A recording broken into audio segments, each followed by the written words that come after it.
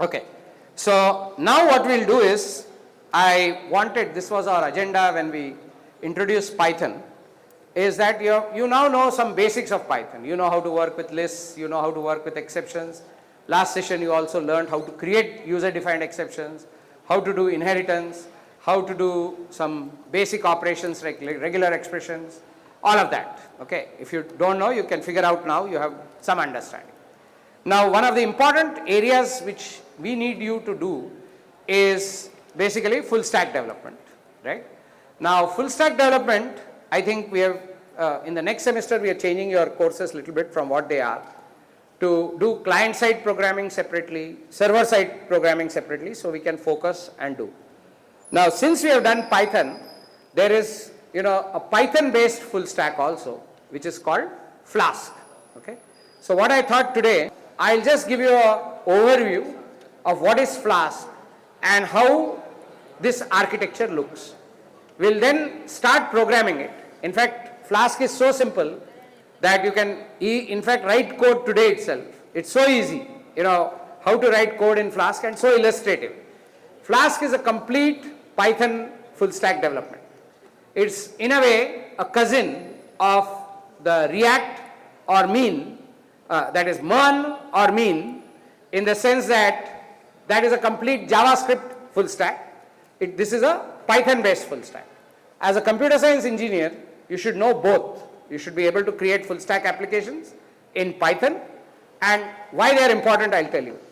Because what happens is, when you are doing front ending to AI/ML applications.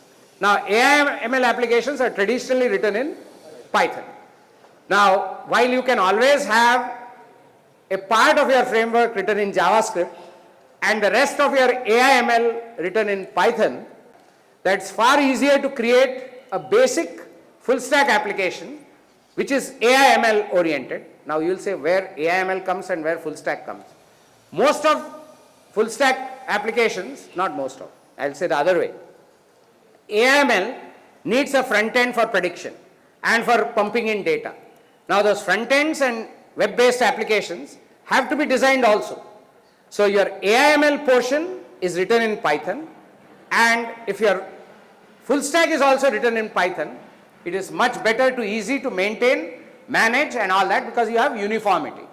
That's the benefit they got from JavaScript, where the entire backend and front end was in JavaScript. But unfortunately, you can't write AI/ML applications in JavaScript. So, you have to create a microservice and then harness it. So, you have to go kind of roundabout. But if you are using Flask, which is the de facto framework for machine learning and AI applications which interact with the web. So, for that kind of applications, Flask is a de facto framework. If you are going to write a shopping cart application, I will not recommend a Flask.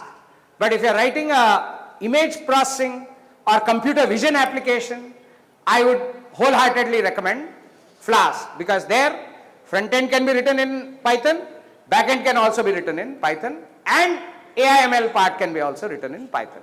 So, when you have a complete Python story and you want it from front end to back end, whether it's on mobile or anywhere else, your de facto go-to framework is Flask. Have you understood now? Why you should know Flask? You should know why I am studying Flask and why we have that in the syllabus. Because you can create your front end and back end in Mern stack using JavaScript, and then at the back end you can create a service which is written in Python. But that is like eating food the wrong way, right? So, more harmonious way is what I am just going to show you, that you have your web application, that is your, I'll call this your web server. I'll talk a little bit about the web server, then your backend code, and then you have your AI/ML engine, which typically is written in PyCUDA or TensorFlow or PyTorch etc. I'm not going to go into each one of them. And if this is also written in Python, which is what is Flask, then you have a complete Python story. Okay. This is the argument for Python. Now, I am sure some of you have heard of PyCUDA. Anybody knows PyCUDA? PyCUDA is Python for CUDA. What is CUDA? The standard architecture for NVIDIA GPU architecture is CUDA. Okay. Compute Unified Device Architecture. Okay. Or data architecture. A lot of that thing has gone now. It's CUDA. Okay. So you have PyCUDA. Then you have PyTorch. Or you have TensorFlow. Or Keras. I didn't mention Keras. So these are your back-end AI/ML programming languages. Okay, they are Python languages. So Python can be used in Java also, but very few people do that. De facto, Keras is used in Python only, or TensorFlow we use Python only. So this is a common architecture, and that's where Flask sits. That is, okay, I'll give you an application, like for example, simple filter you are designing, or I'll take another application. You want to show a picture, a camera. You are asking the camera to take a picture. You are uploading the picture to the backend. At the backend, some Python script is running. So till the backend, it is Flask. Once it has reached the backend, then the backend is engaging a deep learning program to recognize this picture and say this picture is a plant and this plant species are so and so. You do it all the time, no? Whenever you see a tree or something which you don't recognize, don't you always do that? You take a picture, give it to that app, and that app recognizes it and tells you what fruit is it, what tree is it. So things like these, or you look at a friend or a person, you don't know who he is, take his picture, send it. If he's a well-known guy, you will immediately know who he is, right? Or what you do with QR codes, right? What does QR code application also do? You take a picture of the QR code, that is your Flask in action, transmit the picture, make sense of the QR code, convert it into data, do something. Again a Flask application with some amount of AI embedded in it. Okay? So such applications are enormous, and that's why we have to understand how Flask works. Now a little bit about Flask, and then we will talk about how to make it work with an example. So I will go to the next page. No, I can write it here. Okay, so what is Flask? Okay, Flask is a combination of two frameworks.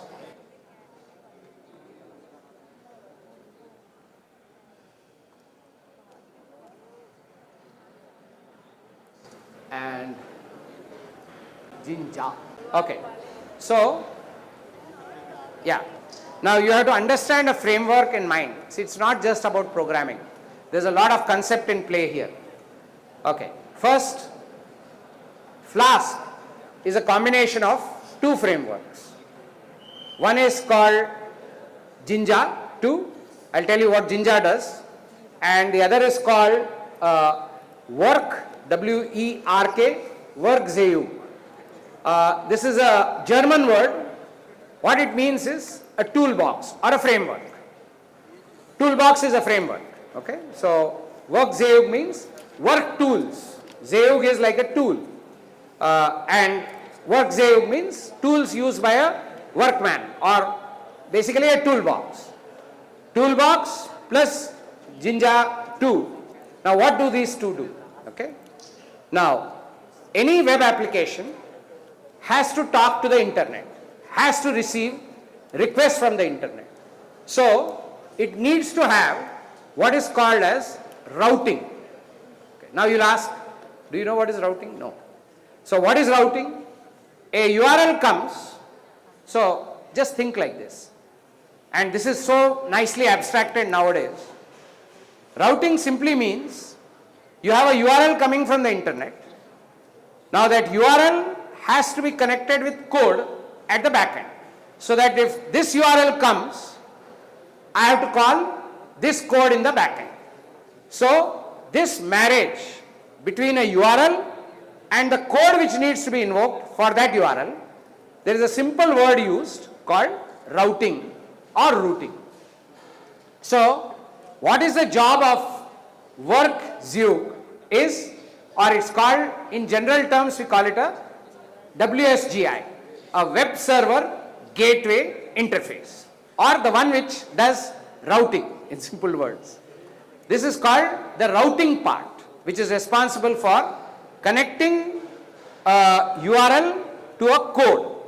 So any URL comes from the internet, what code to invoke is the routing part.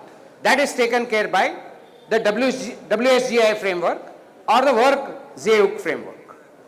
Then where does Jinja come from, or what is its role? Its role is also very simple. See, always Flask development happens using templates. Okay. Now you'll ask, what is a template? Template is typically, if I have to show you student data. So for student data, I will at the back end pre-create the template either using HTML or HTML plus CSS. I'll create a template and keep it. Once the template is there, then what I have to do? I have to just feed it with data which can come from a database. So to create a visual, you need two parts. You need a templating engine and you need a data engine. The data engine has to sit with the templating engine and show you the screen. That's all. So Jinja is the templating engine and work Zeup is a routing engine. Once you have routing and templating, you are good enough to create a reasonably good web application. Two fundamental skills. You should understand how to route and you should understand how to create a template and intersperse data in that template so that the template looks rich and you have a very credible web application to build. So I will just list it there. What are the two parts of it? So this is the templating engine and this is the routing engine. Okay. This is the routing engine, this is the templating. Now, the best way to understand this is not to talk about it, but now I am going to show you a piece of code, okay, straight away, because that's the way it works best. So before that, what do you have to do? You have to obviously install Python on your machine, and you also need to install these two frameworks, basically Flask. So Flask, when you install, both these frameworks come.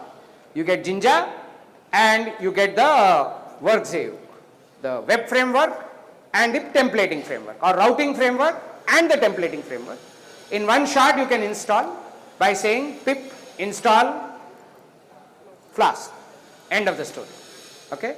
So the installation you can observe on any website. If you are on the internet, which I assume you are, you can do it in 5 minutes or 10 minutes.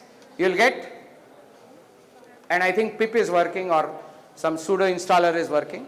So you can install Flask in no time. No, don't do it now. You can install it right after the class, but next session onwards, please get it, keep it on your laptop so that we can develop quickly applications, because that is the intention of this module. I need you to get a basic web application quickly started, because that is what I need when I come to AIML. I will need you. I am not going to cover AIML without having a web face. Okay? So you need a web face also to interact with the inference engine at the back. So let's now quickly look at an application, quickly look at a script, very simple script. I'll just today walk you at the script and stop. Okay? Just try and understand as much as you can of the script. I am hoping All of you will understand everything about this script. Very simple, small program. Let's start. Let's see whether I can get you this code very quickly. You understand it? We have made good progress, because then we can grow this code. I'll tell you, in about 4 to 5 sessions, you will be templating and routing. Okay. It's that simple.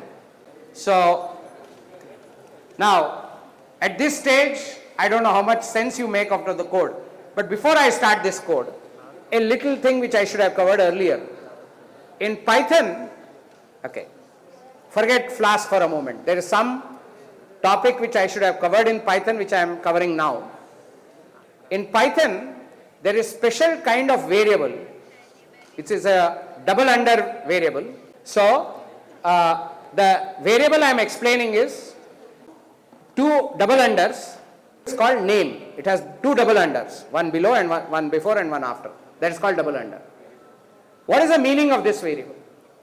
Okay. See, there are, okay, please understand this, because a lot of people don't understand it, they get confused. Okay, in Python, I'll take a aside. Okay, in Python, the code is distributed. Now, I'm just explaining this variable name. Okay, it's two double unders. So, in Python, code is distributed as modules. And a module has what? A bunch of functions. Def F1, def F2, and so on. And there is some code here. Okay. This is how typically a module looks. Now, okay, just step back a little and understand this.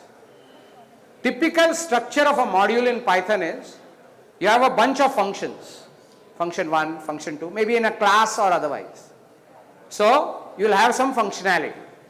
Then, you will have some code at the bottom. We normally refer to it as a standalone code, because in Python, unlike other languages, there is no main, remember, which says the program must start here. Correct? There is no such thing in Python. So, now this is, let's say, the module I have developed. Now, if I run this module directly, that is, I say Python whatever xyz dot py. Let's say they have stored this in a .py file, and directly I say Python xyz dot py. If I run this file, then Python uses this special variable name. In the module which is running directly, name will be equal to main. No, yes, please try and understand. In the module which is running directly, whose name has been given, Python xyz.py, that means which module I am executing? xyz.py. That xyz.py main code, in that module, in xyz.py, in the code for the main code of that module, name will be set to main. No, yes. So, if the name is set to main, that means this is the code which is directly running. Okay. Suppose, on the other hand, this xyz.py is imported in another Python file, then for that main code, for that code, name will be not set to main. No, yes. Anybody got it? Okay. Please remember, let's say this is a module. Let's call this. Okay. Those of you who are slow, doesn't matter. So this is a file. Let's say this file is called xyz.py. This is the file. Okay. Now, if I directly say Python or whatever your interpreter is, xyz.py, when I run it, this code will get name set to main. name set to main. This code. We'll get that. Okay. Now, it may happen that I have another file called abc.py in which I have import xyz.py and something else, and then I have some code here. It also has some functions, it also has some other functions, and it also has some code, which is this file abc.py. Now I think you can get the picture. So now think a little. So now when I am using xyz.py, should that main code run? No, which code? The one on the right side. Should that code run? It should not run. Because why am I importing xyz.py? Because I am interested in the functions there. Hey guys, think it. I am interested in the functions there. I am not interested in the code which is standalone. I am not interested in the standalone code. Standalone code means the code which I have shown at the bottom. That is a standalone code. That is not inside any function. Are you with me? That code, if this file is imported in some other file, then I don't want that standalone code to execute. Are you with me? I don't want that standalone code to execute. Yes? So, how do I make, but abc.py which has imported xyz.py, its standalone code should execute. When I execute abc.py, its standalone code should execute. How will Python signal that standalone code? For that code, name will be main. And for this code, name will be whatever the name of the module. Anybody got? Some of you got. I see some light. See, there is in any Python file, there is always a possibility of functions and outside code. We normally refer to it as standalone code. That standalone code should execute only if this file is to be executed directly, not as import into another file. If this is executed directly, then name will be equal to main for that code. If this xyz.py is imported into some other file, abc.py, then when I import it, I don't want that standalone code which I have shown on the right side to run at all. Yes?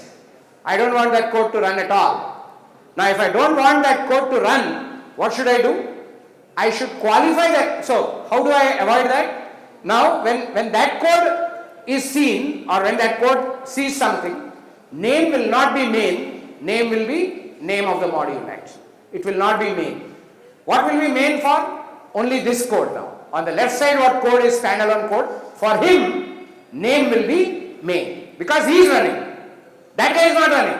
That guy is existing only for providing the functions, which will be used by this code. Did all of you understand? So, are we clear? So, when will name be equal to main? When the user is directly executing this Python program.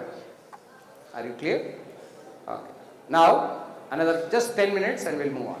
We'll finish. Okay. Now, go back to the code. This has got nothing to do with Flask. This is general idea which I should have covered earlier. Okay. The name thing. This is all because of two reasons. One, because there is no main in Python. One. Second problem is because a Python module can sometimes be running on itself, sometimes it's part of another thing. When it is part of another thing, the standalone code should not run. Okay. So if you want to avoid that, you have to use this. Okay. So now let's go line by line and understand what happens. Okay. Now, From Flask, import Flask. I think that is nothing great. We're just saying get the Flask library, get the Flask functions, get going, right? Import all the Flask framework, just like our standard thing. Now, app is equal to, now look at that line, just look at this line. App is equal to Flask double under name. Now, name here, depending on whether this is imported or directly executing, will be either equal to the name of the module or main. Yes? So in this case, let's assume this module is directly getting executed. Okay? If it is directly getting executed, name will be main. Does not matter. So a Flask object is getting created. Flask is getting instantiated. Are we clear? Think of it as a Java object or a Python object or whatever object. It's really a Python object. So a Python object is getting instantiated. We have seen that. So what will happen? The init of Flask will be called. Yes, no. All that will happen internally. We are not bothered. For us, what are we concerned? The Flask framework has been instantiated. Internally, it has a lot of capability. But the Flask framework is instantiated. And APP is pointing to that Flask object. Or APP is referring to a Flask object. Okay, done? No, yes. So an app object has been created. This is exactly similar how you do it in React also, or how you do it in Angular also. First you have to create an app object, okay, which runs at the back end. So an app object has been created. Now, see here, you see routing. You don't see templating here. But do you see routing here? If you have a keen eye and a smart mind, you immediately see routing. Now, the way routing is done is using or telling app. Now, do you see an at there? At? You understand at, right? Do you know at has very important meanings in languages? It started with Java actually. At is used as an annotation. Do you understand the English meaning of the word annotation? Adding something more to a more qualifier is called annotation. You know, understand annotation. You know, annotation is enhancing text, writing something. So, at means I am adding an annotation to a function. Or Flask uses the word decoration.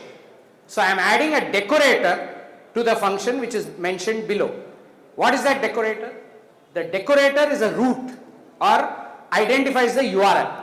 So, app.root/. That means whenever this website is opened, / means the root of the website, isn't it? Whenever this website is opened, automatically the root / is invoked, or that / is there. Associated with that root, there is a function. What is the name of the function? Hello world. And what does that function do? Return hello world. So, whenever the website which Flask is building, this is the routing of the website, it is connecting a URL. What is the URL? / Very simple URL, / The URL / whenever it is coming in, so whenever a request comes in with a URL / a URL request comes in on HTTP with /, automatically this function is invoked. The name of the function is right there, hello world. And what does it do? It gives out a string called hello world. Okay. Now, have you understood this decorator and its associated function? Decorator identifies the URL, function identifies the code which is to be executed when that URL is accessed or URL is requested from this website. Remember, this code is going to become a website. Okay. So, now we'll go to the last line in the code. If name equal main, that means this is the module which is executing, nothing more. Yes? What do? We say app Flask object, we say run.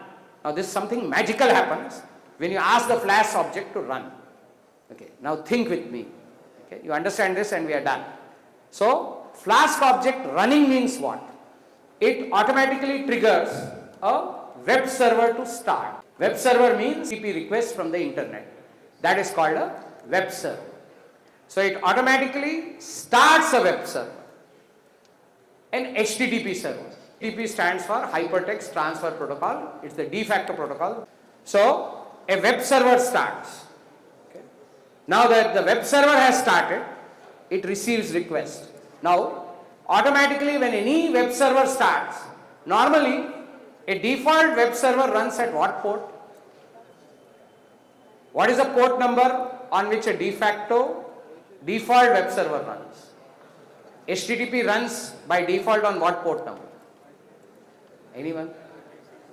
So always a web server default runs at 80. HTTP's default port is 80. But this web server, which comes as part of Flask, when you say run, a web server starts up. What port number does it run? 5000. That is a port number given by Flask. You can change it by passing a parameter. But by default, if you don't say anything, you don't give any parameters to run, it starts running at 5000 on the current machine, localhost. And what also happens? So the web server starts up and the web server is given this route which is there already set in app.route. By doing that app.route, you have set some routes. Only one route here. What is the route? Route to slash is connected to that function. So whenever the web server starts, automatically slash comes, because that's the way any web server starts. It starts with the slash. So automatically that slash comes as soon as it starts, and as soon as it starts, because the slash comes automatically, what happens? The function gets executed associated with that slash. And which is the function associated with that slash? Hello world function. And the user will see the moment he starts the web server, the moment the web server starts and I invoke it to the web using a web browser, I'll get hello world. So let's see this in action. Just 1 minute. So I had asked these people to install and check. So this is the code.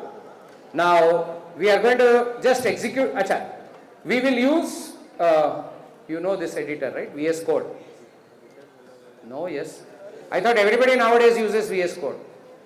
The moment we run this file, we are running there in VS Code.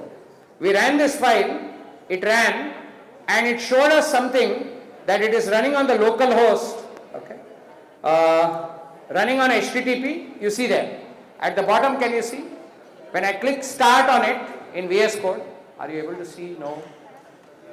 Okay, I am just going there, running on HTTP 127.0.0.1. What does that stand for? That is called your local host. The default IP address. The default IP address of your own machine is 127.0.0.1. Okay. Then, because it's a Flask server, it is running on port number 5000. Are you with me? That is a default. You can change it. Give parameters to run, it will change. So it is running on port number 5000. Okay. Now the web server is in action. Now I can go to a browser and invoke this URL. We are already on. Okay. So we go to a browser. Okay. What he has typed there is exactly what? Localhost / that's all. 5000. Okay. Localhost colon 5000. If you can just take that line. Colon 5000 /. Okay. I'll write it here. So, okay. So what he typed is HTTP is already there. So localhost colon 5000 /. He typed this. The moment he typed this, automatically it went to the web server which was running. The web server had a root saying / is connected with the function hello_world. So this is the web server which comes with Flask, which is part of the WSGI. Okay, and the routing is already set up here to map / to the function hello world, which says return this hello world. Okay, return. That is what it. Okay. So it ran that site and it's running already. You understand? Do you see the simplicity of it? Now, if you try doing this with old style programming, that is PHP or JSPs or Java servlets, there to set up a route like this would take about 2-3 pages of code. I'm not exaggerating. And so many config files. Here how long did it take? One simple script I create. So if you see, I did only 3 things in my program. If you go back to the program, we'll understand. I instantiated the app object using Flask. Basically, I instantiated the Flask object. Then I set the root for Flask annotation. I set the root, and then I started the web server by saying app run, app.run. That's all. I did only 3 lines of code and I have a working website. I can elaborate so many more. If you want to add some other URL, it's just a matter of a minute to add a URL. What you have to do? You just say app.root / good morning or / KMIT. You want to do that right now? We can do that. Just 1 line. Okay, we'll just take that. Now say app root / KMIT. You will say welcome. Change the name of the function to welcome and change the text to welcome to KMIT.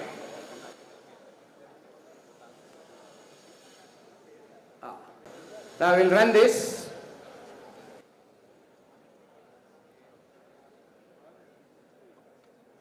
Now we'll just say / localhost / 5000 / KMIT. That's it. Did you understand? Now how many roots do I have? How many roots do I have? I have 2 roots. I have set up my routing very simply. 2 roots, 1 root / it says hello world. Then I said /KMIT, that is another root, another URL. I mapped it to a function, something, welcome. It said welcome to KMIT. Very simple. You just have to understand what is routing. This is routing. If you go to React or if you go to Angular,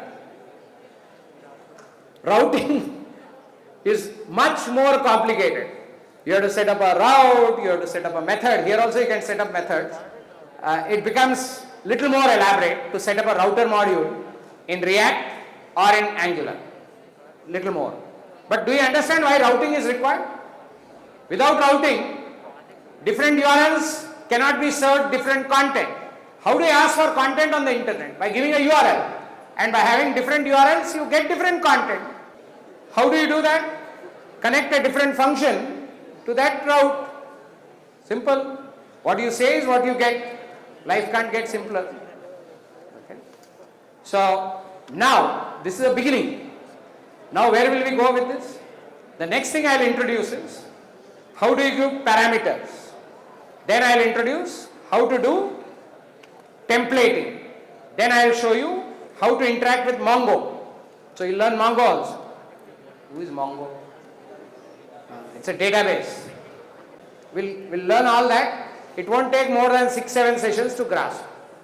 So easy. We'll stop here.